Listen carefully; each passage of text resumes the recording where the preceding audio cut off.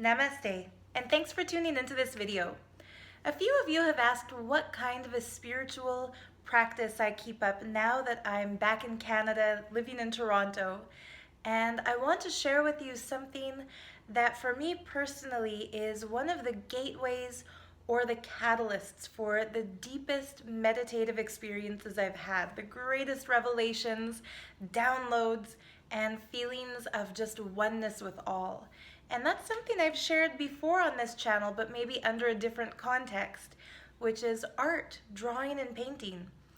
I've shared with you before that I considered drawing abstract designs to be somewhat meditative, but now I want to share a little bit more about the depth of that. Really, like one of my first memories in this lifetime is sitting in a high chair in the kitchen while my mom was either cooking or cleaning with just a felt pen and drawing designs on, the little thing that goes like the tray that kids eat from on that high chair, just filling it with lines and dots. And I remember as a kid, like at Christmas time or on my birthday, getting more excited about art supplies than about toys. I wanted just like paper and pens, and I still do. When I was in India, a few videos that I made for this channel include like time lapses of abstract designs as I drew them, just kind of a close-up of my hand with the pen drawing.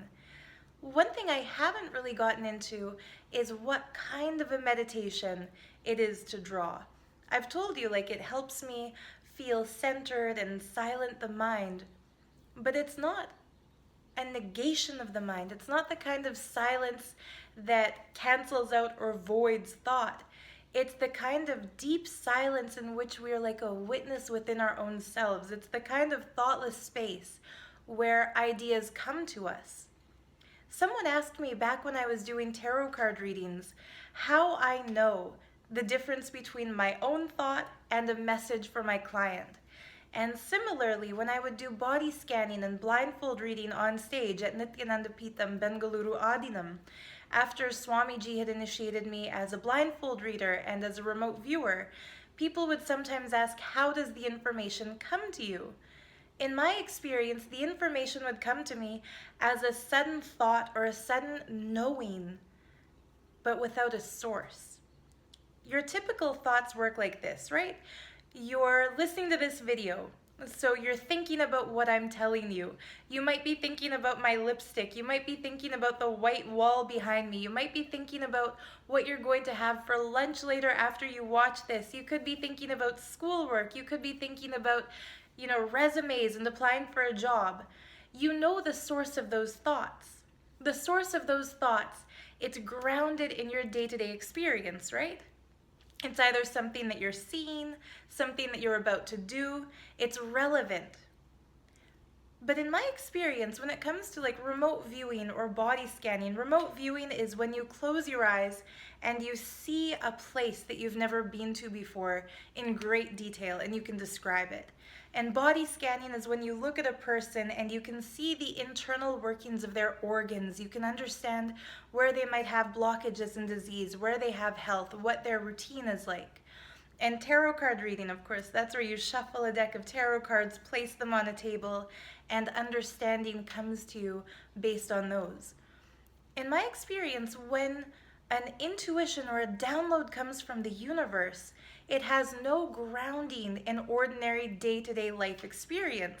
It's not like looking at somebody's face and thinking about their lipstick or glancing over at the kitchen and wondering what you're going to cook for lunch.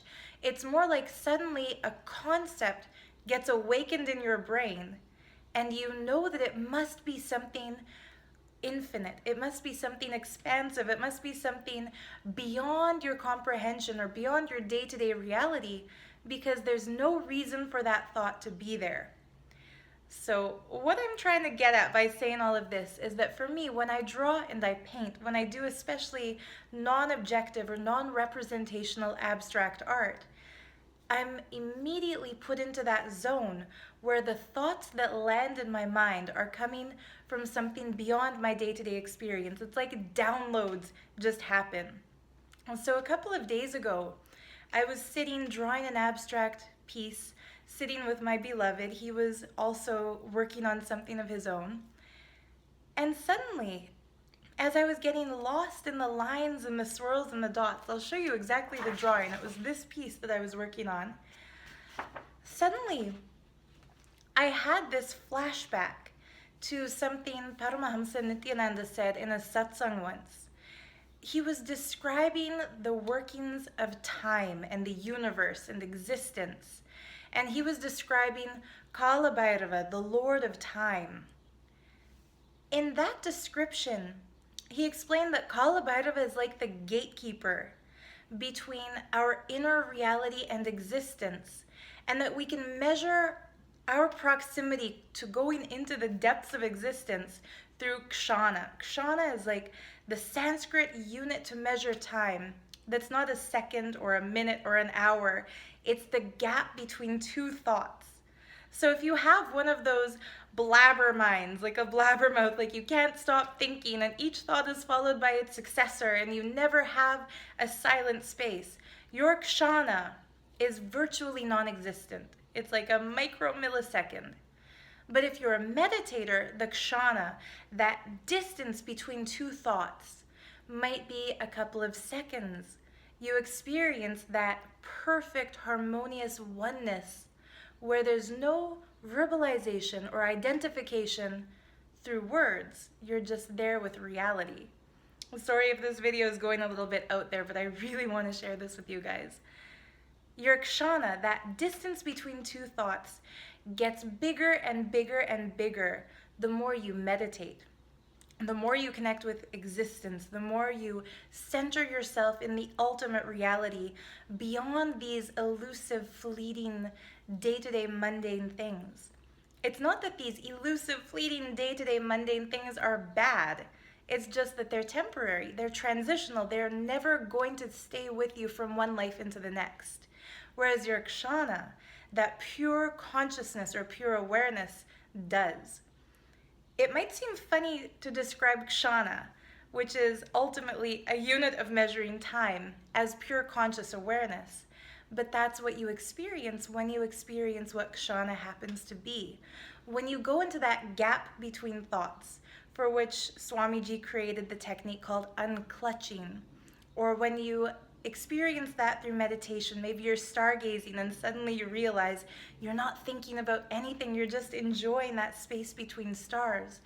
When you go into that, you suddenly experience the space in which the ancient rishis or the ancient wise men of India could understand information about subatomic molecules. They could see like a subatomic means like beyond the size of an atom. You can suddenly understand things about astrophysics and the harmonious movements of the stars, the different ellipses that the planets make when they revolve around each other. When you go into that kshana, you don't need things like an iPhone to Google information. You can access information instantaneously. Anyhow, for me, abstract art is one way of entering into that zone. And I know a lot of people feel like meditation is too challenging. They might try something like Vipassana, where they go to a Buddhist retreat center and try to be silent for 7 days or for 9 days or for 12 days.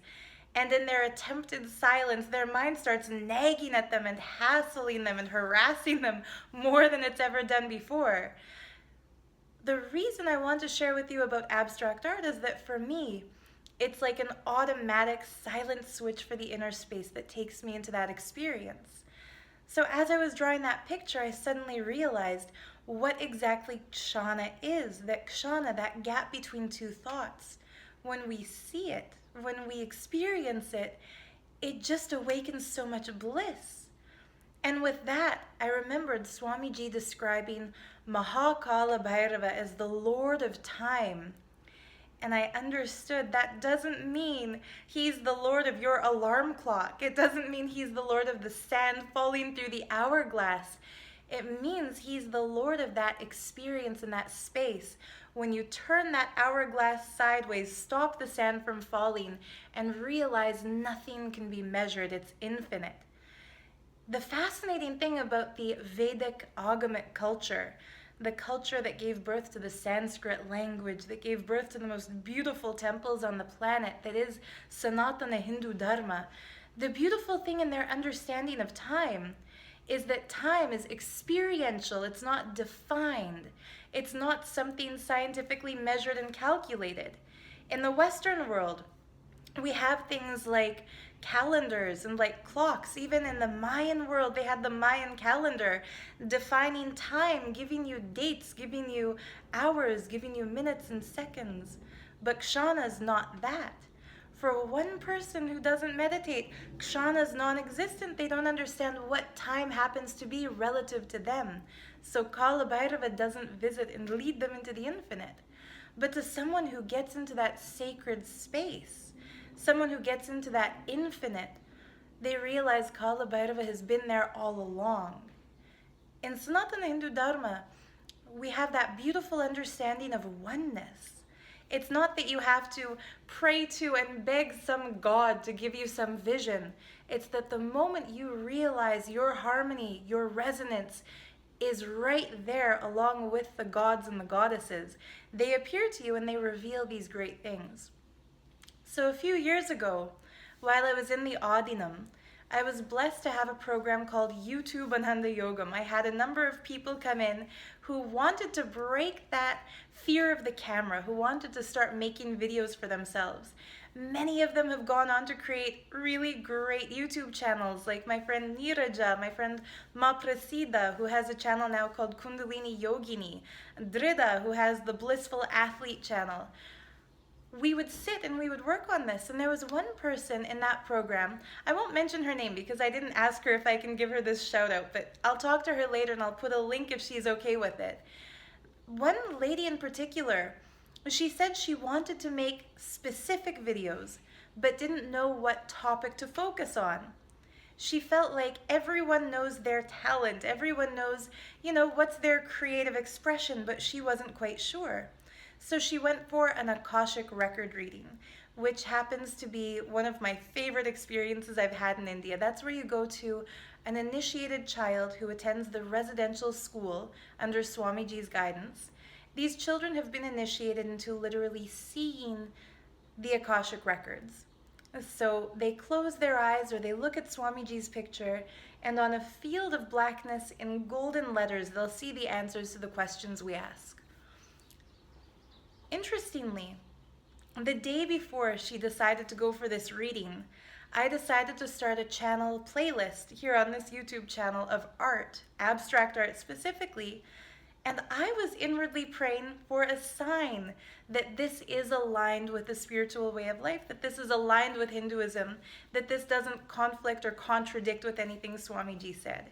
So she went for the Akashic reading and she asked Kala Bhairava, what's the talent that she should focus on? What should she do creatively?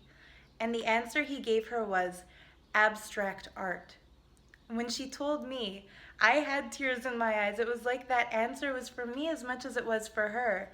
And now she's got this awesome Instagram feed where almost every day she posts a new painting or a new drawing, and they're vibrant and colorful. And I can see that for her also, expressing her creativity through drawing and painting brings her into that experience. And of course, it's Kala Bhairava, the Lord of Time and Space himself, who told her to do this. When we explore our creativity, when we sit with ourselves and without having any vested interest to depict a specific thing or to describe a concept or to tell a story, when we just put lines on paper, that can be one of the greatest meditative experiences. In my life, that is still to this day, the greatest revelations and downloads I've had have come to me while drawing and painting. So I'm excited to announce I'll start doing more art videos once again, more of these time-lapse of drawing videos. I'll put some good music in the background, some nice vibes, and hopefully you enjoy not only looking at that art, but I want that to inspire you to get creative within yourself also. So let me know in the comments, what do you think of abstract art? I can even tell you the first time I encountered the fact that this isn't just my thing, that there's other people out there doing it. When I was in high school, One of my art teachers, Mrs. Newkirk, she was the best art teacher I could have asked for. I used to skip class every day. I would walk home at lunch hour and just not go back to school. I would sit in my bedroom and paint and paint and paint. And I thought, like, the art class curriculum doesn't inspire me. I'll just do something on my own. So one day she asked me, why don't I like art? And I told her, I don't like art, I love art. I don't skip class because I don't enjoy the art. I skip class because I feel more creatively free at home.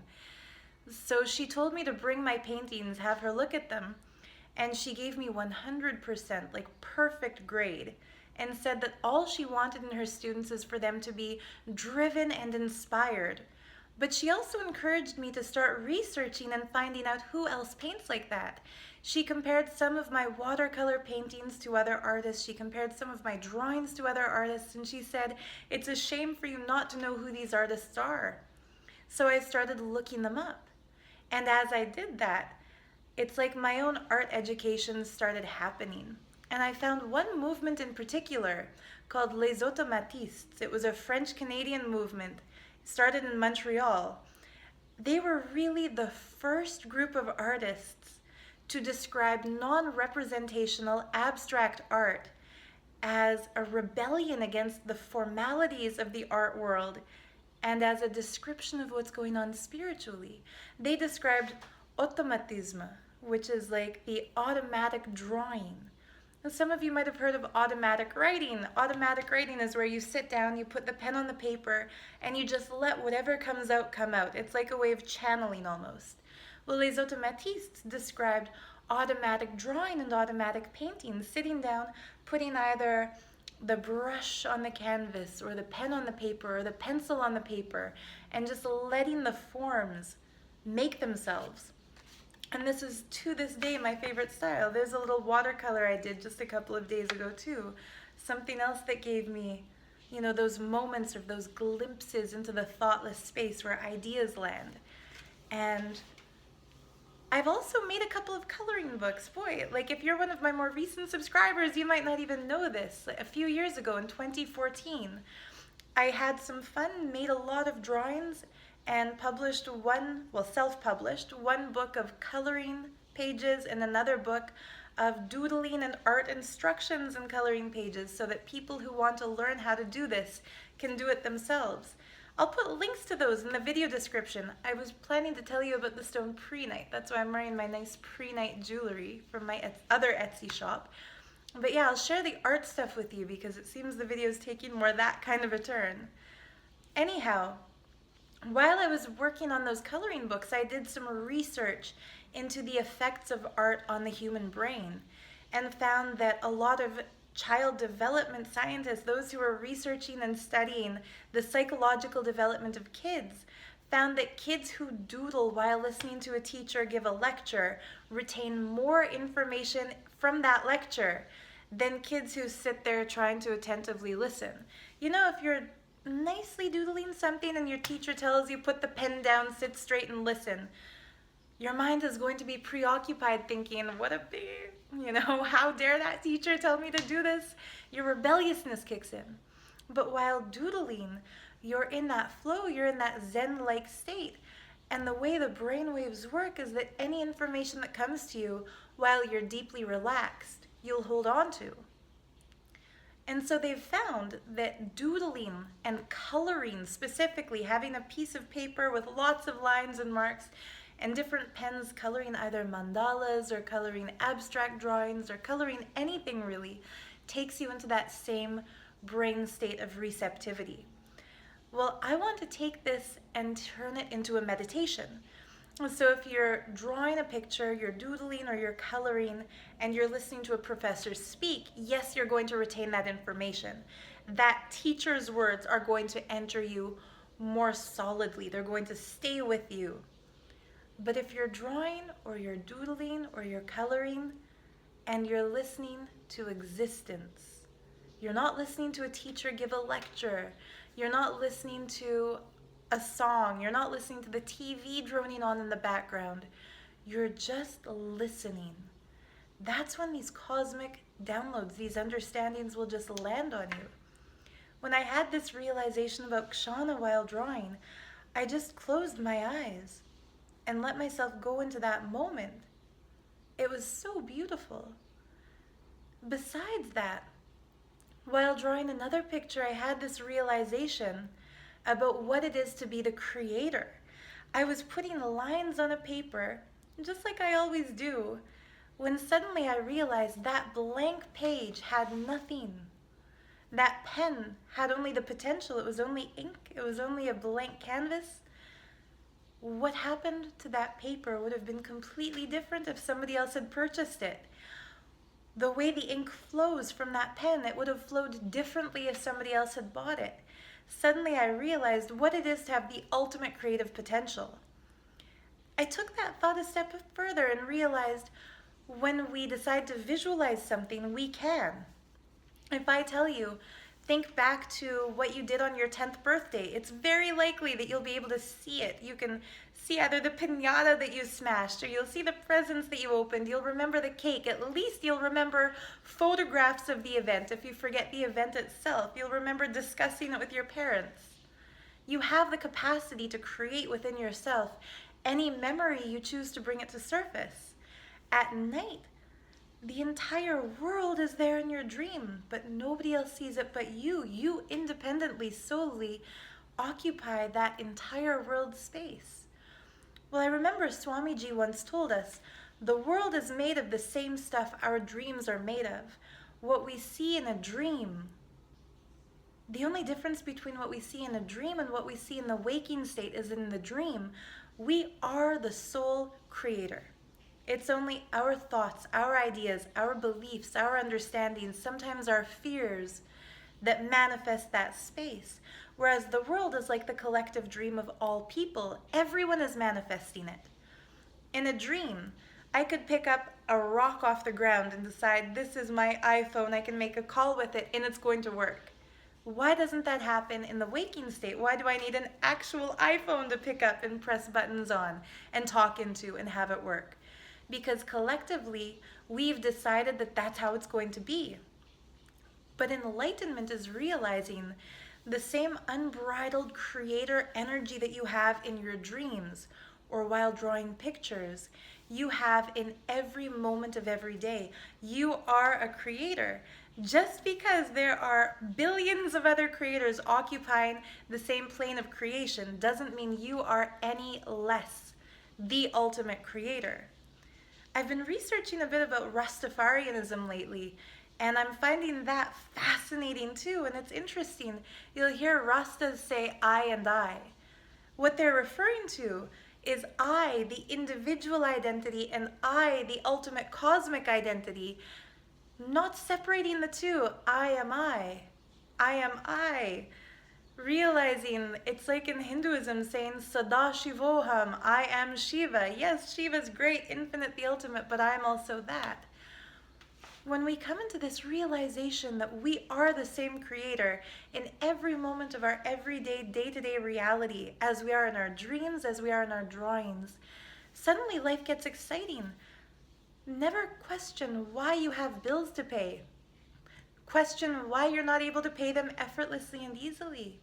Don't question why you're a little out of shape if you feel like you're a little out of shape. Question, hey, why don't I just immediately change this? Because you can.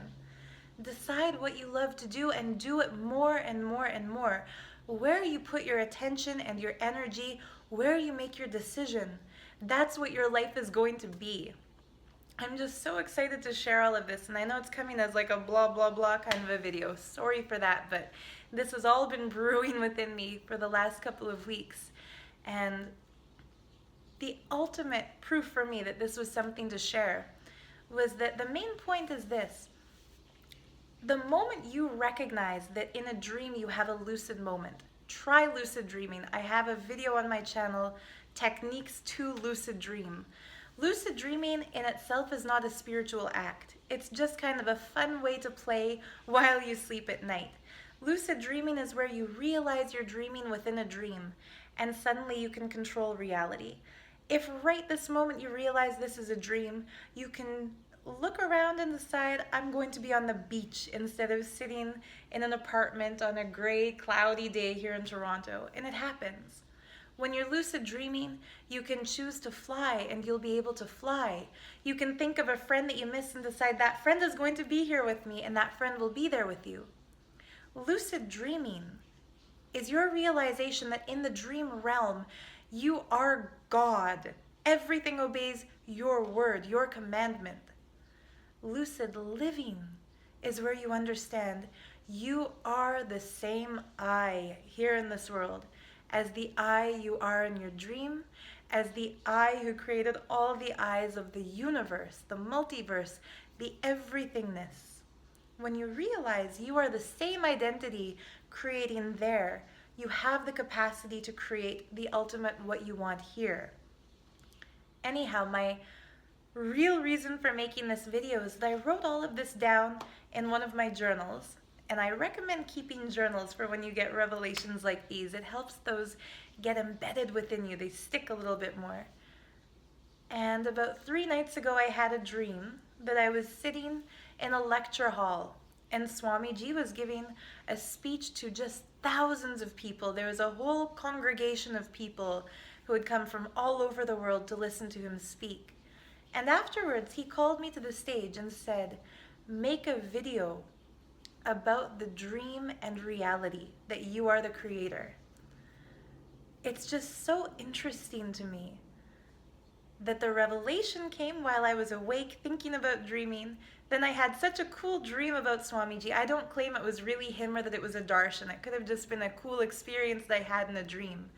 But for me, that was enough to really know this is something we all need to understand. It's easy in life to think I would be a great achiever if I had been born into a millionaire family and put into an Ivy League school. It's easy to think I would have done so much more if I had been taught to meditate when I was a kid.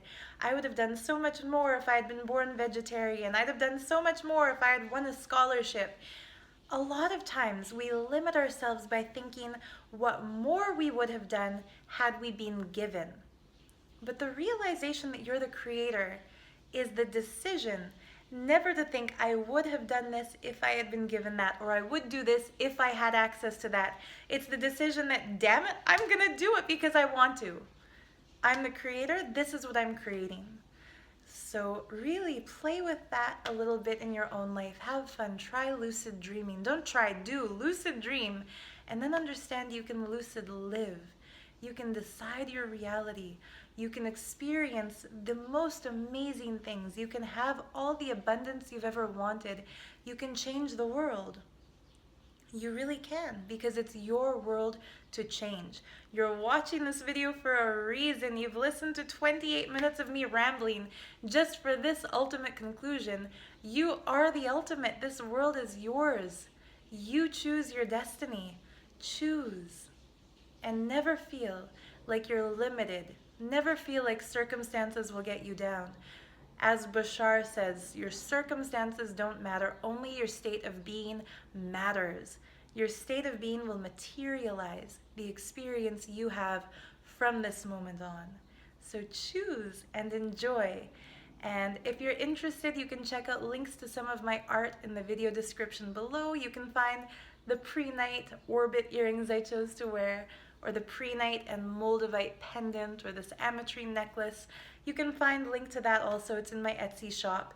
And shout out to all my vegan friends. I'm wearing my fun vegan shirt that shows all the herbivores from the dinosaur age. I want to share this really as the last thing. Like when I was a teenager, I carried so much anger and hatred and resentment towards people because I was researching about the meat industry, the dairy industry, the egg industry. I was seeing how animal testing hurts so many animals.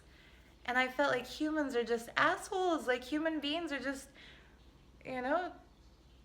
taking all the other species not only for granted, but for slaves and just causing harm and destruction. I stopped watching movies because I didn't want to watch actors or listen to people's voices who are eating the dead bodies of animal friends.